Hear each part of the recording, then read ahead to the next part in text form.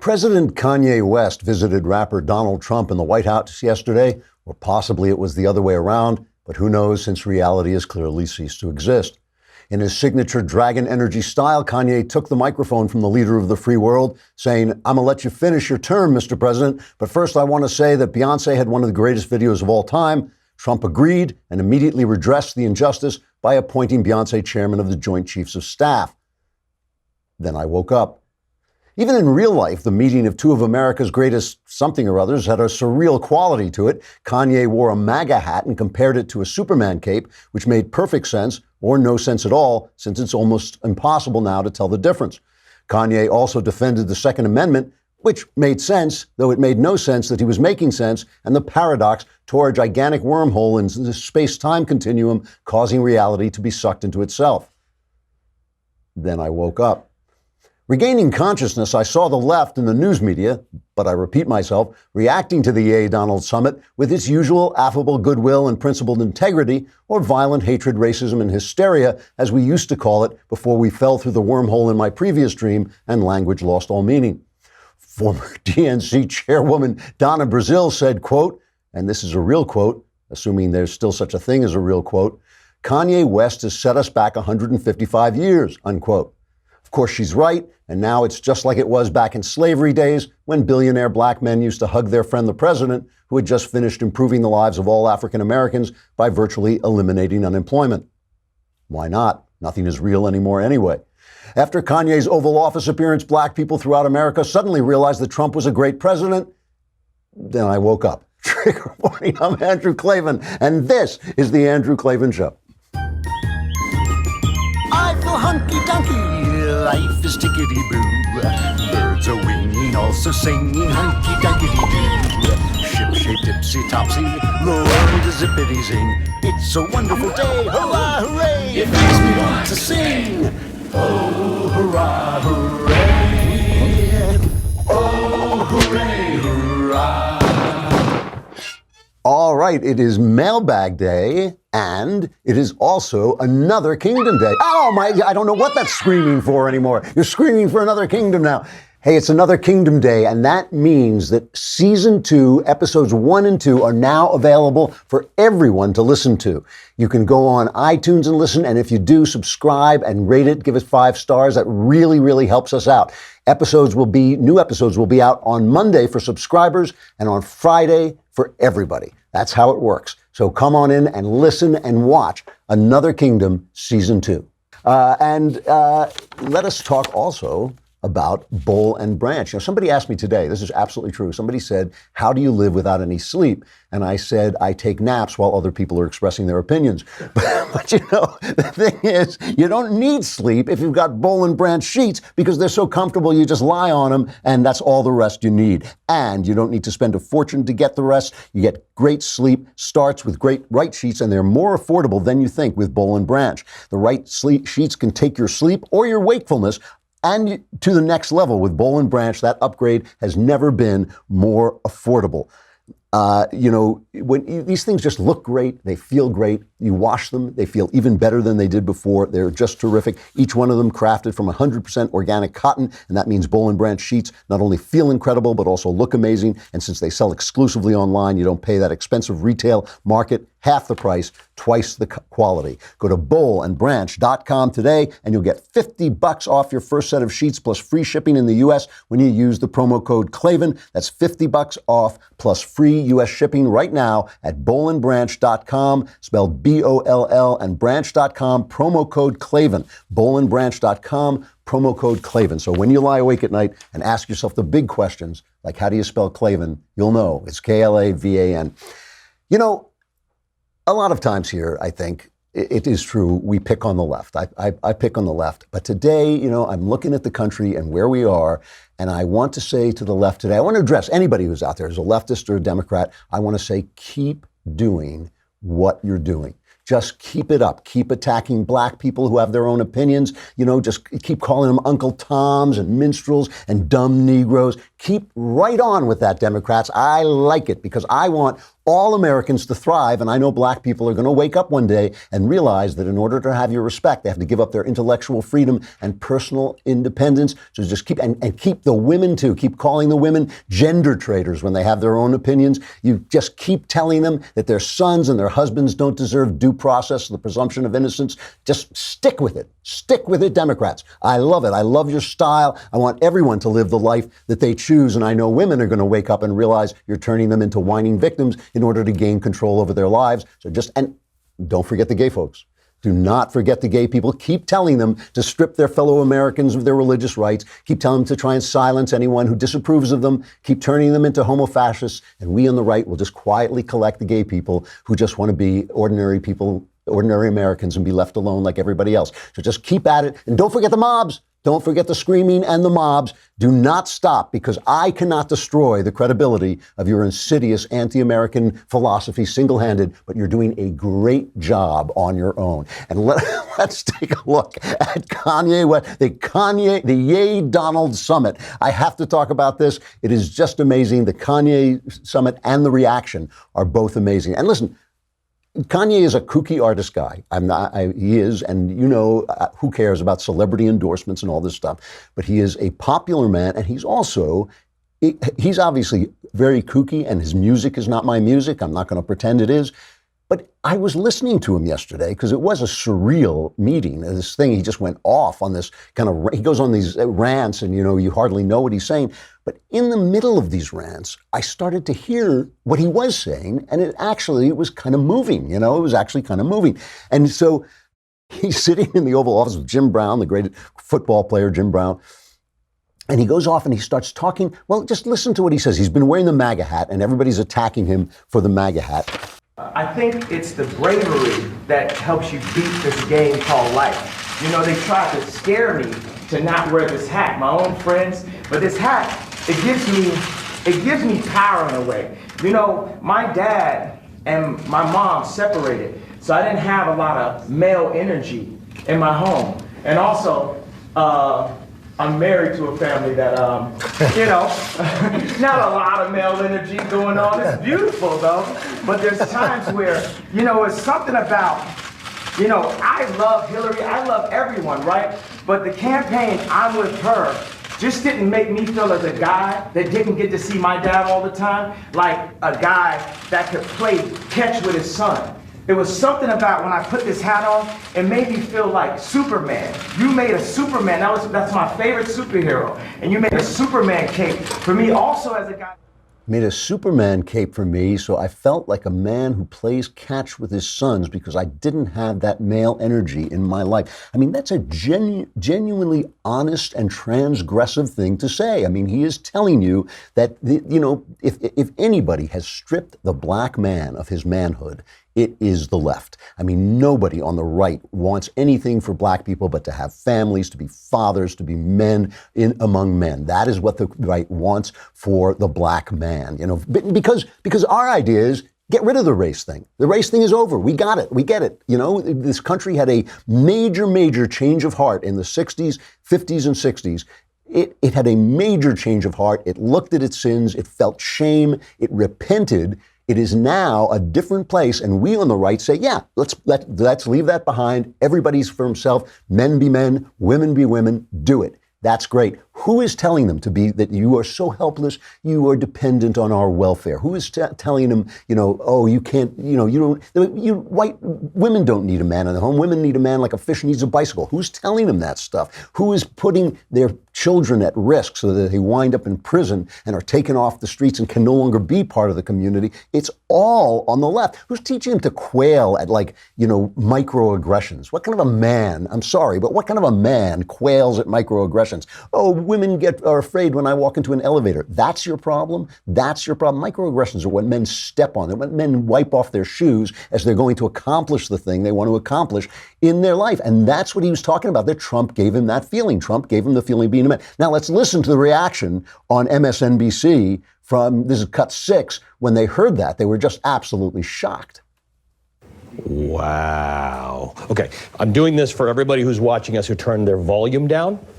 You can put it back up again. That But was if you think you're going to bonkers. get a thoughtful play-by-play and political analysis, you're not, because that was an assault on our White House. We're not.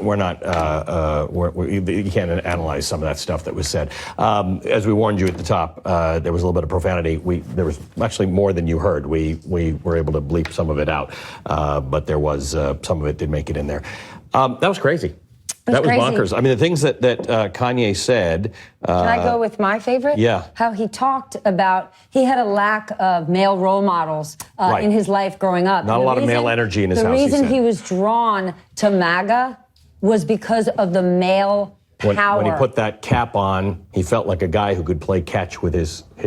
Because he... They're laughing at him. He'd like that male power, and we don't want any male power in here. We certainly don't want any father figures in the home. We don't want any strong men showing young men how to be men. We don't want that, because that, oh man, that ruins everything. It's all Me Too. We're all victims. We're all victims. It is amazing. This is what they're selling. And Kanye, of all people, has ripped the mask off them. He has ripped the mask. It is now bare how racist they are, how sexist they are. He was there to talk about prison reform, and in his wandering, monologue, he kind of hit on prison reform a little bit. And this is a big deal, prison reform, because it's something that conservatives can get on board with. Because back in the 70s and 80s, because of liberal legal transformations, the liberal Supreme Court, liberal policing, big cities were a crime-infested jungle. New York, I lived in New York during that time. You could not go outside without worrying about getting shot. You couldn't let your girlfriend or wife go outside without worrying she wasn't coming home. It was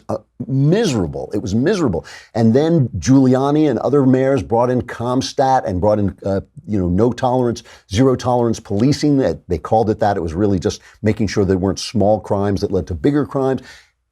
And the crime stopped. It was a crisis, and they ended the crisis, except in liberal cities like Chicago. They ended the crisis, but like everything, it had a price. It had a price. It put too many people in prison. It wasn't mass incarceration. It was enforcing the law and breaking the cycle that was leading our cities to become unlivable, like San Francisco and Portland are becoming unlivable today. But now that the crisis has passed, it is time to think about the cost. When you take a young man off the streets, you may be punishing a criminal, but you're also taking away a father, a brother, a son. You're taking him out of school. You're taking him away from work. So now it's time to think, is there something else we can do? Is there some way we can rehabilitate people? Is there some way we can start to negotiate with these people? Because a lot of these neighborhoods have been cleaned up and the crime is low. We can start to think about that. It's good. So anyway, Kanye did hit on this at one point when he starts talking about racism. So his number 13. With blacks and African Americans, we really get caught up in the idea of racism over the idea of industry. We say if people don't have land, they settle for brands. We want Polo Sport and Obama again. We want a brand more than we want land, because we haven't known how it feels to actually have our own land and have ownership of our own blocks.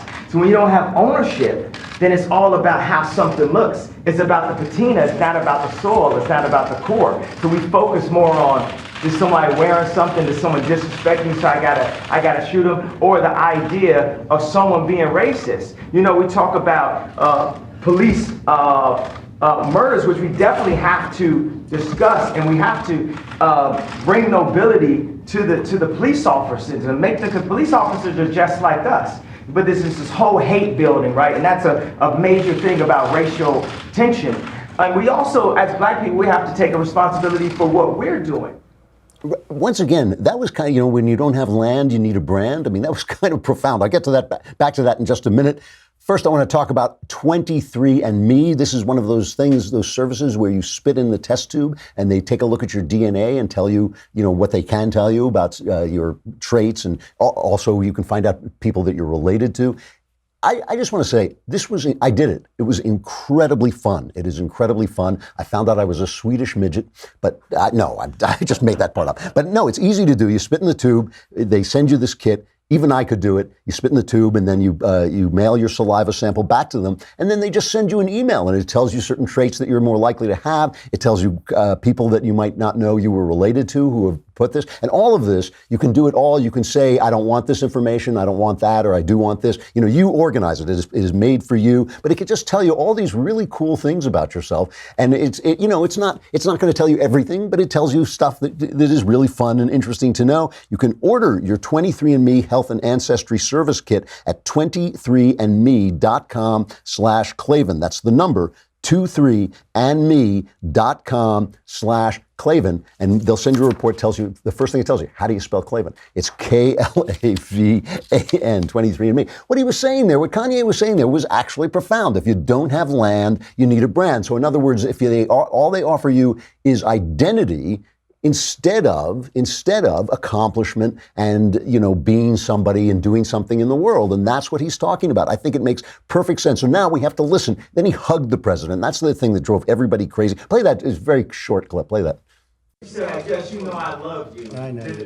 But I don't want to put you in that spot. But No, I'm standing in that spot. I love this guy right here. Let me give this guy a hug right here. I love this guy right here. Yeah. Come here. That's really nice. And that's from the heart. I didn't want to put you in that position, but that's from the heart. Special guy. These two are special people. I love that. It's Trump saying, I didn't want to put you in that position. Shapiro's like that too. There are plenty of famous people who wander in there, and Shapiro says, keep your head down. You don't have to tell people you like me because it'll cost you. And that's what Trump was saying to him there. That was the moment. That's the thing that drove them nuts. So let's go over to CNN, where Tweedledum and Tweedle even stupider we're talking about this. I gotta go to Chris Cuomo first, because that was maybe that may win some kind of Emmy for one of the stupidest moments on television. Do we have that cut? My curiosity wasn't about what came out of Kanye's mouth. My wonder went to what was going on in Trump's head. Let's take a look at him. Here's my educated guess, okay? Other than a warm serotonin flush of happy hormone, imaginary headlines, blacks love Trump. He's blacker than Obama. I certainly agree this is a cartoonish situation, but look at Trump here yet again. Yeah, Superman, sure I am. I can do anything. I can save people. I wonder if images of Hurricane Michael came into his head then. The people that do need saving. And here he is, doing this. Chris Cuomo reporting from inside the head of the president, ladies and gentlemen. Yes, this is Chris Cuomo. I'm inside the head of the president, reading his mind. I've got some racist thoughts going on. What the hell is he talking about? But if that's not stupid enough and you want some hate, you got to go to Don Lemonhead. Check him out. What I saw was a minstrel show today. Him in front of all of these white people, mostly white people, embarrassing himself and embarrassing Americans, but mostly African Americans, because every one of them is sitting either at home or with their phones watching this, cringing. I couldn't even watch it. I had to turn the television off because it was so hard to watch. Him sitting there being used by the President of the United States. The President is exploiting him, and I don't mean this in a disparaging way, exploiting someone who needs help, who needs to back away from the cameras, who needs to get off stage, who needs to deal with his issues. What a racist piece of garbage this guy is. That's so he really is awful. It's the whole thing. But, one of the reasons I hope that Trump brings more black people into the conservative fold is because, we do want to hear from them. We do want to know, what is going on. I'm perfectly willing to accept that there are some ways in which the life of a black guy in America is different than the life of a white guy. I'm really willing to accept that. And if there are problems, we want to offer conservative solutions. But what we do not want to do is turn people into victims, make people dependent, and make people lock them into a philosophy because of the color of their skin. That is incredibly racist. I have to play this thing. There's a guy, I think he pronounces his name Ami. I may have that wrong. It's Ami Horowitz, and he does a man on the street thing. He went to Berkeley, where I graduated, the UC Berkeley, and he interviewed white liberals about why voter ID laws are racist. Young white liberals, he asked them why voter ID laws are racist. And then halfway through this, he goes to Harlem and asks black people about it. It is an amazing, revelatory video. Listen to this. Do you think that's harder for black people to go online? Well, I feel like they don't have the knowledge of how it works. A lot of people have smartphones, but you might not have data. For most of the communities, they don't really know what is out there just because they're not aware or they're not informed. I also think there's a repression of black voting with how if you're a convicted felon, like you're not allowed to vote and everything. And when you look at swing states like Florida, that's a huge population of the like African Americans. Now I'm here in East Harlem to ask black people their thoughts on what you just heard. Do you have ID normally? You carry ID around? Yes, I have state ID. Do you carry ID? Yes, I do. Do you know any black person who doesn't carry ID? No. Everyone that I know has an ID. Why would they think we don't have ID? That's a lie. Why would they say that? Do you have ID? Yes. Because I have my ID and my friends have their ID, so like, we know what we need to carry around. Everybody that I know have ID. Like, that's one of the things you need to walk around with New York with. I mean, that is what you're living. You know, this has been created. This didn't happen accidentally. This was created by the media. This was created by the Democrat Party. This is not an accidental thing. You know, they're telling people, you know, black people are dumb. They're poor. They're primitive. They can't handle anything. They don't know how to work the internet. It's like, you know, it's like they never met anybody. It is like they never met anybody with a different color skin. That is where it comes from. This condescension. And you know, it is all on one side. If more black people came over and became conservatives, they would find free, you know, answers to problems that might be in their community that include their freedom, their independence, their right to free thought and respect for them as individuals, not as black people, because who cares if you're black or white, is respect for you as an individual. Add to this mob thing. I have to read, you know, we've been talking about this thing in Portland, and I've just seen videos of it. But today, an editor from Quillette, is that how you pronounce Quillette? I cannot pronounce this guy's name. It's Andy Ngo. That is his name. Ngo, I guess. Go. Yeah. But he is an editor at Quillette, and he wrote a piece for the Wall Street Journal about the leftist mob in Portland, where he lives. And he says they invited people to attend a protest because this 27-year-old black father of three was murdered by the racist Portland police, okay? So people have turned up for this, and they started, and by the way, the guy who was killed by the Portland police had already allegedly killed two other people, so it was like a shootout. It was not like some kind of evil thing. And they're out there shouting, "Stop racist police terror, throw all cops in the trash." And they make their way to the courthouse, and they marched in the middle of the street, bringing traffic to a stop. They got a 74-year-old man. This is the video that's been playing. A 74-year-old man. They tried to stop his car, and he stepped out and was assaulted by the mob. They pushed him and smashed his car with clubs after he managed to get back inside the vehicle. No police were in sight, even though the central precinct was blocks away. Portland Resistance, a local social justice group, put out a call on Twitter asking for the public to identify this white man, and they published photos of him and his license plate with the message, "Make racists afraid again." This guy is not a racist. He was just trying to get through this mob. The guy says, "I've lived here my whole life, but I don't want to go downtown anymore." The mob later occupied a busy intersection, and when a middle-aged man driving a car with North Carolina plates stopped in confusion, the agitators descended on him. "You little white effer," shouted one, of course, white man. "You are a little white supremacist. Go back to North Carolina where you came from." This is the mob taking over Portland, Oregon, which used to be a lovely city. The crowd targeted other drivers. "You're lucky you didn't hit me. I would have beat you up," yelled a demonstrator at another driver. One person punched the back of a passing car. Now, a block away, here's the thing, a block away, police officers looked on. They watched this. Why didn't they respond? Andy and Ngo contacted the department, and they told him in a statement it feared intervention would change the demeanor of the crowd for the worse. So the police wouldn't do anything. He says such lawlessness is increasingly typical here. So keep it up, lefties. We love this on the right. We want people to see who you are. We want them to rip up. You know, the RNC is a new ad about this, cut number 9, where they just show you, because it's not just the mob. It's not just the man on the street. It's the people at the top urging them on. Here's their ad. When they go low, we kick them. Someone call the cops. And if you see anybody in a restaurant, in a department store, at a gasoline station, you get out and you create a crowd. And you push back on them. And you tell them they're not welcome.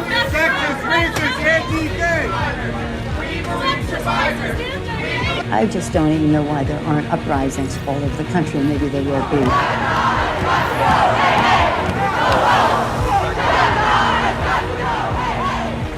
You cannot be civil with a political party that wants to destroy what you stand for, what you care about. Get up and please get up in the face of some Congress people. Is this the quote unquote mob? You know, the thing is, it says the left, an unhinged mob.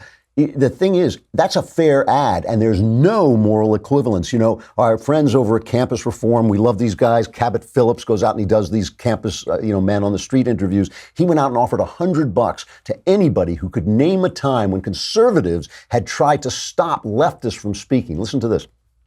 I'll give you $100 if you can give an example of conservative students on a campus shutting down a liberal speaker.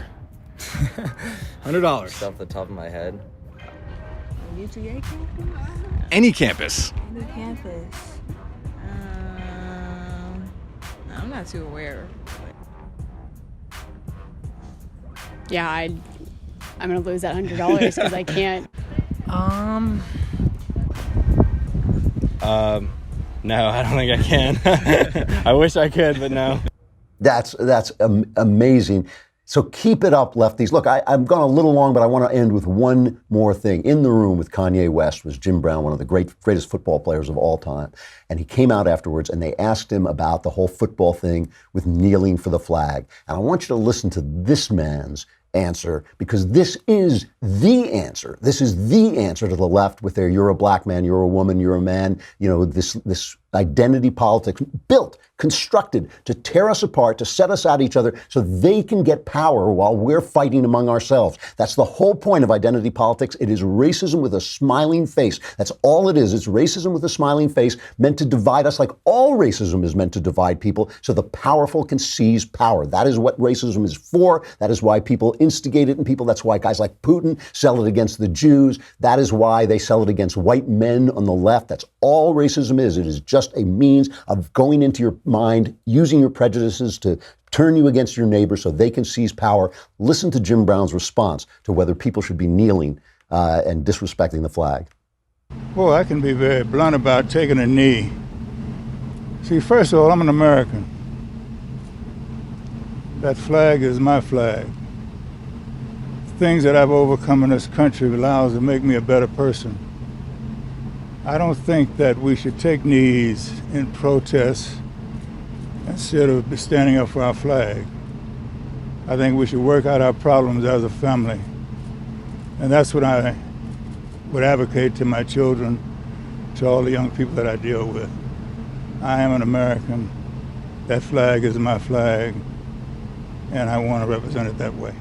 You bet it's your flag, Jim Brown. You bet it's your flag. I mean, everybody, this country, I don't care what anybody says, this country was built by people of 1,000 different colors and is being built right now by people of even more colors than before. We are meant to be, he is absolutely right, we are meant to be the American family, and the left does nothing but turn us against each other because their price of their identity politics is you lose your individuality, you lose your freedom, you lose what it means to be an American. So keep it up, lefties, because Americans are smart. They will figure it out. We got the mailbag coming up. I got to say goodbye to Facebook and YouTube. Come on over to thedailywire.com and subscribe. We got the live streaming of Another Kingdom Season 2, Episodes 1 and 2. And now it will be out there for everybody to listen to, so everybody should listen to it. Come on, pitch in. All right, come on over for the mailbag.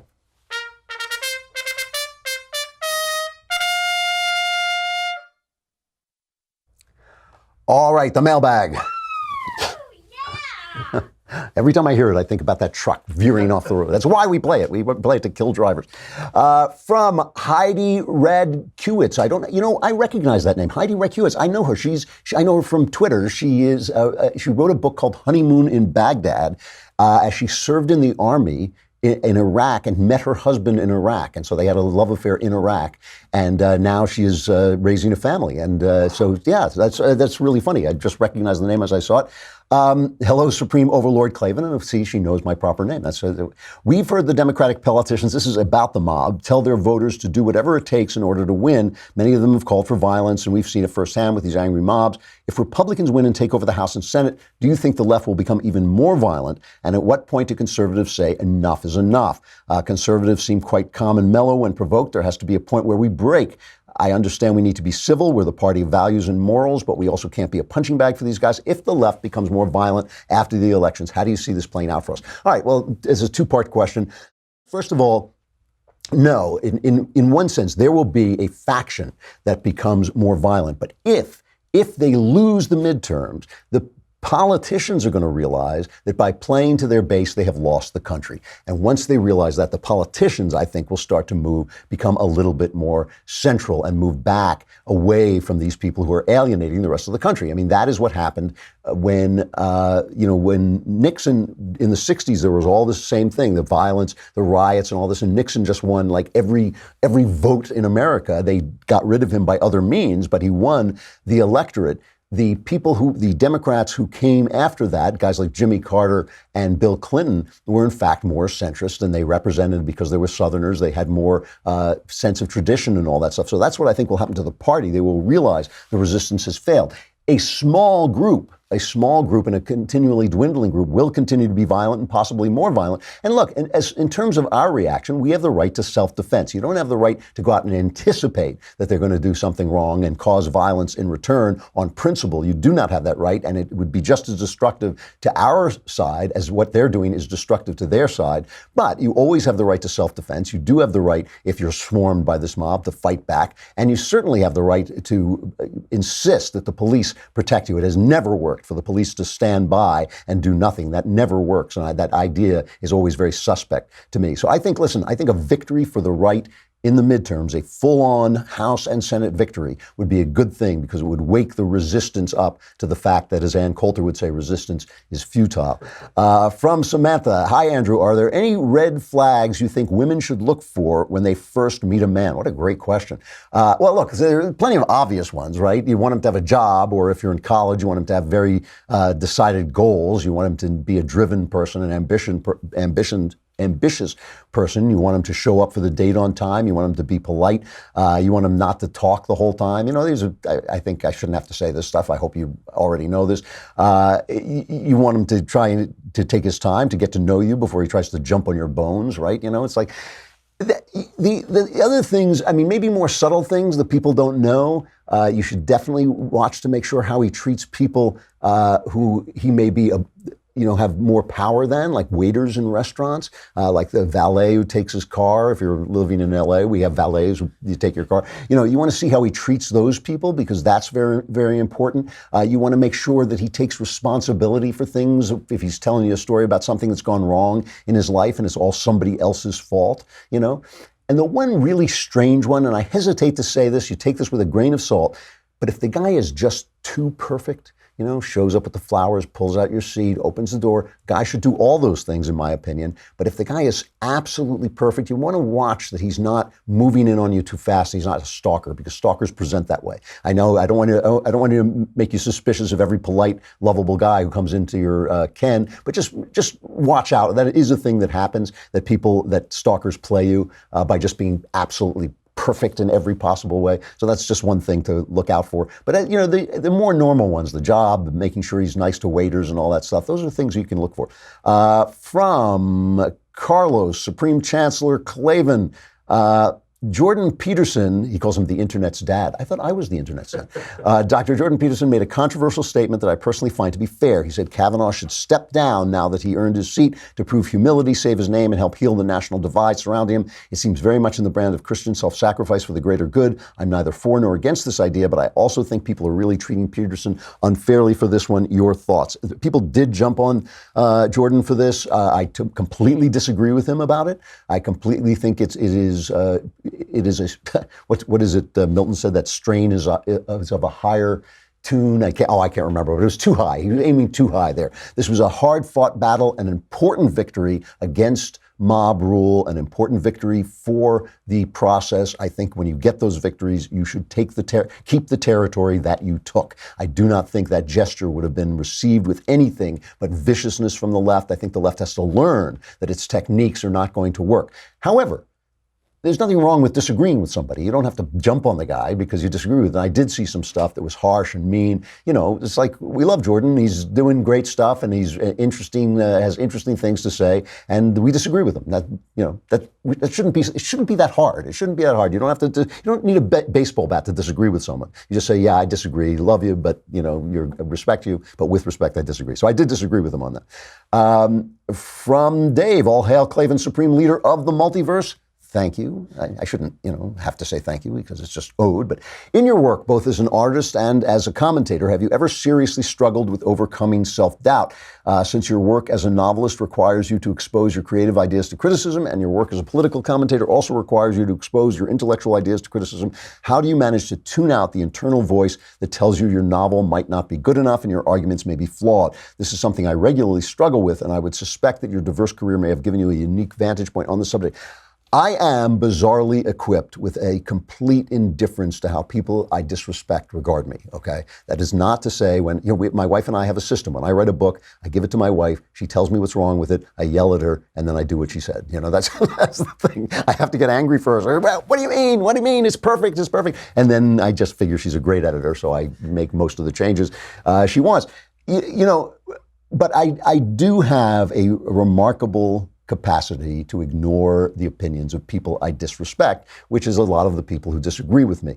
I feel I don't disrespect everyone who disagrees with me. I disrespect people who don't have the principles that I believe are, in fact, principles, right? If you're out there mobbing people, if you're out there calling people names, if you're out there, saying that a black person is a minstrel because he doesn't toe your party line, I do not have any respect for you. I don't care what you think of me. I really don't. I really have that feeling.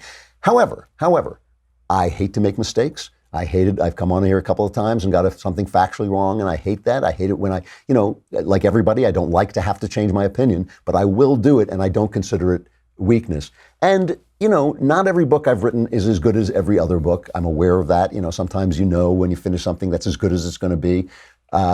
These are the things you live with. I think the advantage I have, and the one thing that can be taught and can be learned, is I'm not a perfectionist.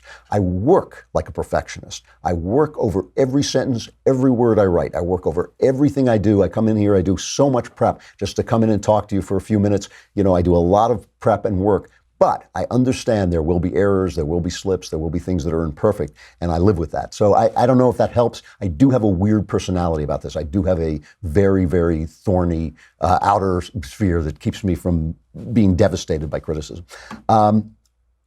From John, I have a classic question with a bit of a twist. I have very good in-laws, but my father-in-law and I see very differently on politics and current events.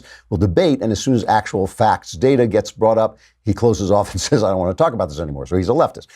Fair enough. I'm used to that. My wife and mother-in-law have encouraged no more debate, which is probably for the best.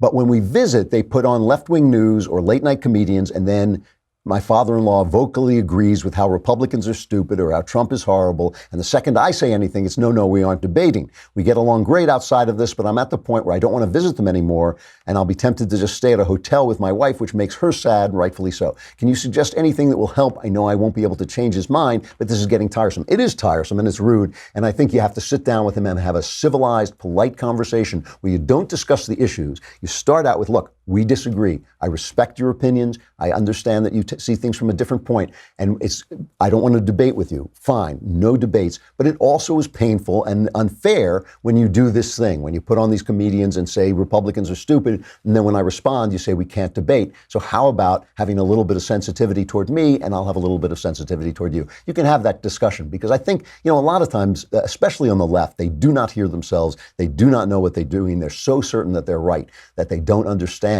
that they're actually making a political point. They think they're just speaking the truth. I think you should have that conversation with them, because it would be a shame if, this tore up your family relations. From Zachary, dear Lord Klavan, I know your advice is guaranteed to work, so I was hoping you could help me.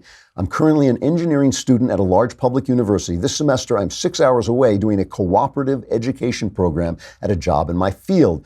What I thought would be a good educational opportunity has turned into a nightmare as my boss is unapproachable and is a terrible mentor who treats me like I'm an inferior being. The whole situation has left me constantly tired and depressed. I have no motivation to do anything. Even getting out of bed is a nightmare for me. I have not felt happy in a while, and it is hard to find help as my friends are so far away. It sucks because I fought so hard to get out of that hole I was in, and now I am right back in it. How should I go about dealing with my work the next few months?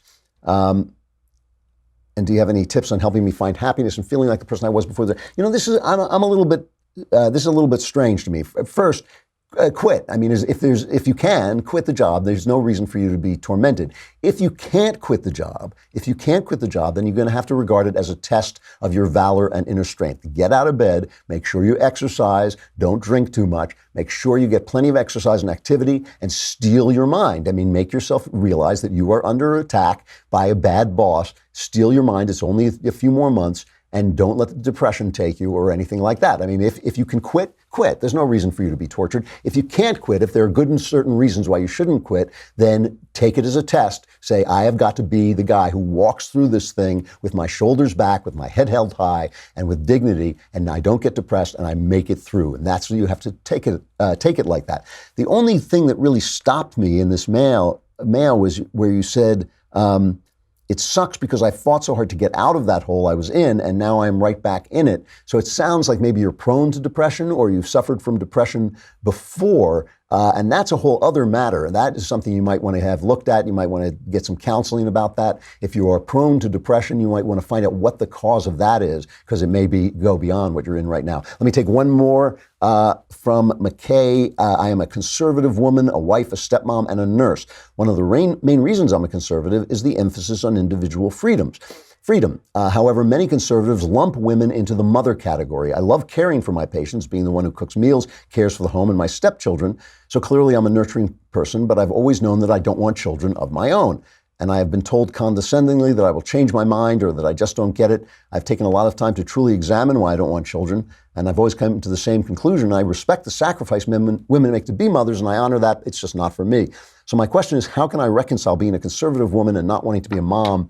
To many conservatives, that is just wrong. I would never become a liberal. But one thing liberals are saying that conservatives are not is that a woman has value, even if she is not a mother. I don't know what conservatives are telling you. You don't have value if you're not a mother. It's garbage. I mean, that's ridiculous. That is not what conservatives believe. What conservatives believe is that you should live your own life, live as an individual. When I attack feminism, one of the reasons I attack feminism is that I think a majority of women want different things than men. They are more focused on relationship. They're more focused on the home. They want children, and they want to take care of those children, be around for those children. I think a lot of women want that in their hearts, but are being talked out of it by feminism. However, what does that say about you?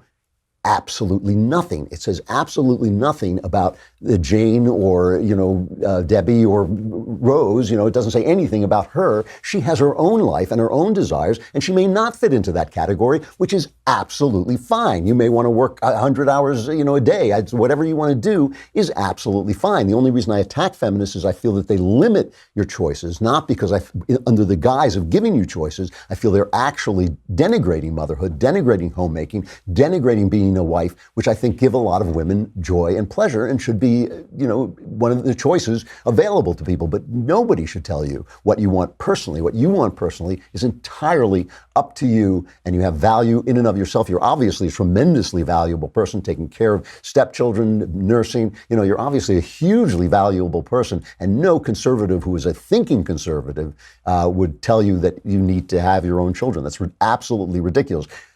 If it's your mom, then you may hear that. I mean, I can't help you with that because moms want grandchildren. But in terms of conservative philosophy, the only thing I want for you as a conservative is for you to live your best life, free and complete, and letting other people be free as well. All right, we got to get to stuff I like. All right, listen, you uncivilized heathens, you punks. I'm gonna take my stuff and I'm gonna jam it so far up your stuff, you're gonna have stuffing coming out your stuff for days or weeks or months, and you're gonna like it. What the hell was that? We're looking for a theme song here. What on earth was that? It's like, I think you guys have gone crazy. It's time for us to pick a theme song. That was Chris Hines. All right, I got to do this quickly. I saw a movie called Three Identical Strangers. It is a documentary. It is now available. I got it on pay-per-view at Spectrum. I'm sure you can get it on Amazon Prime as well. Here's the trailer, which gives you an idea what it's about. I wouldn't believe the story if someone else were telling it, but it's true, every word of it. It started when I went to college. It was the first day of school. All these people are coming up to me saying, Eddie, how are you? Eddie, hi. I'm like, my name's not Eddie. I don't know what you're talking about. As soon as this guy turned around, I knew it was Eddie's double. I said, you're not going to believe this. You have a twin brother. Oh, my God. As I reach out to knock on the door, it opens. And here I am. His eyes are my eyes are his eyes, and it's true. And then the story went from being amazing to incredible. It was an article to Twins Reunited. I think I might be the third. When people ask me what is the most remarkable story you ever encountered, I tell them it's the story of the triplets. So now you think you know what the movie's about, right?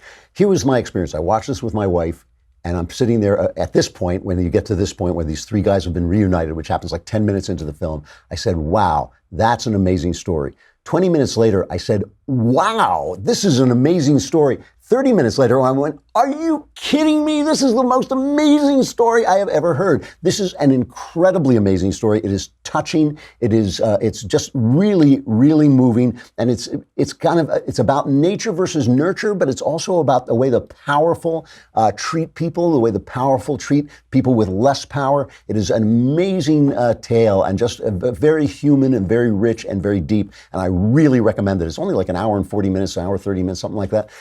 And just a really rich and deep story. The documentary filmmaker is named Tim Wardle, and I think he did a great, great job. And Lawrence Wright, the journalist, is in it, who is a terrific journalist, and he plays a major role in the story. But I'm telling you, what you just saw, which is unbelievable, is just the beginning. It's just the first plot point, and then it just gets wilder and wilder, and it's all true. Again, tune in today at 2 p.m. Eastern, 11 a.m. Pacific for a special live stream of Another Kingdom Season 2, Episodes 1 and 2. And after that, they'll all be free for you to listen to. You can go on and subscribe, I think, on iTunes as well. You can subscribe on iTunes. But please subscribe and watch the whole thing. It's so beautiful to look at. You get to see Knowles, and what could be more beautiful than looking at Michael Knowles? But also, it helps us if you subscribe and you're part of the team, helping us create not just commentary, but now culture as well, which we all need. Go see the Gosnell movie this weekend. Pick up my best mystery stories of 2018. I'm in there as well. Support your conservative culture, because I am your conservative culture. I'm it. I am conservative culture. And we will see you again. No Klavanless weekend, because you're going to be listening to Another Kingdom and watching Gosnell and buying that book. I'm Andrew Klavan. I'll see you here on Monday. This is The Andrew Klavan Show.